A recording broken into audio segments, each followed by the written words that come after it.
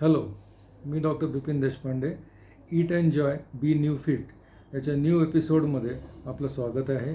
माझ्याबरोबर मागच्या एपिसोडप्रमाणेच डॉक्टर लागवी सरोदे मॅडम आहेत आणि त्या क्लिनिकल न्यूट्रिशनिस्ट आहेत. यावेळेस एक नवीन टॉपिक घेऊन आम्ही येत आहोत. विशेषतः डाएटमधले काही आपल्याला सावध करण्याच्या दृष्टीने आणि कॉमनली फास्ट फूडमध्ये जे यूज करतो आपण ते केचप्स किंवा सॉस याच्याविषयी डॉक्टर लागवी मॅडम आपल्याला काही टिप्स देतील.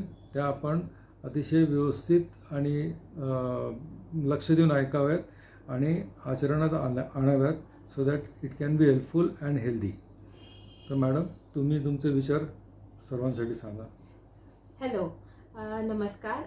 हा आजचा टॉपिक आहे जे आपण केचप, डिप्स आणि सॉसेस वापरतो त्यावरती आहे.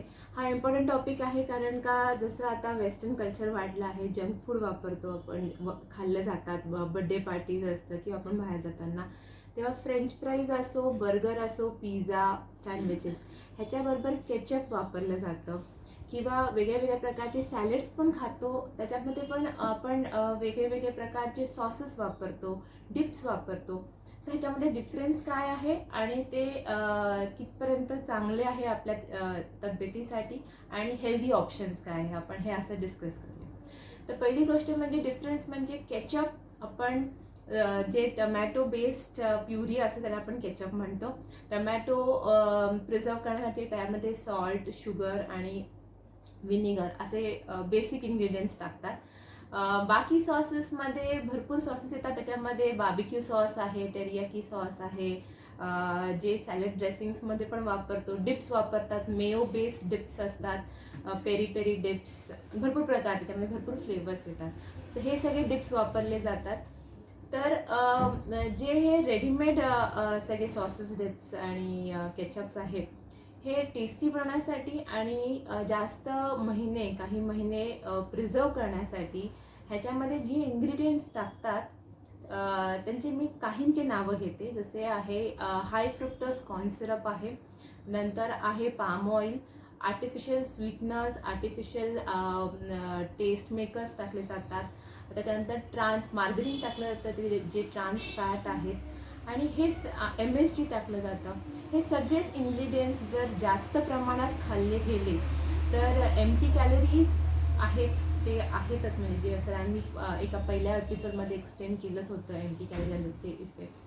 तर एम्प्टी कॅलरीज जातात आणि ते हार्मफुल पण आहे बॉडीसाठी.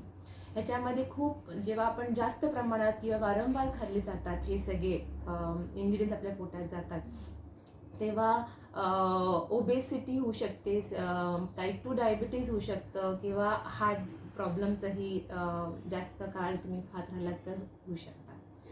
तर ह्याचे हेल्दी ऑप्शन्स काय आहेत? हेल्दी ऑप्शन्स असे आहेत की एक तर जे आपण हे प्रिझर्वेटिव्ह न यूज करता सॉल्ट आणि शुगर जे घरी आपलं असतं ते वापरून करू शकतो आपण. सॉल्ट ला आपले मी सांगितल्याप्रमाणे काही त्याच्यामध्ये मी सांगितले की हेल्दी सॉल्ट्स पण मिळतात, ते वापरू शकतो आपण. कॉर्न सिरप आपण यूज करतच नाही. नॉर्मल शुगरपेक्षा पण आपण हनी यूज करू शकतो, कधी गूळ यूज करू शकतो. नंतर मग आपण प्रिझर्वेटिव्स तर आपण टाकणार नाही, आपण आर्टिफिशियल स्वीटनर्स आणि टेस्ट मेकर्स पण टाकणार नाही. तर हे आपण असे सॉसेस बनवू शकतो घरी आणि ते फ्रीजमध्ये ठेवू शकतो काही दिवस.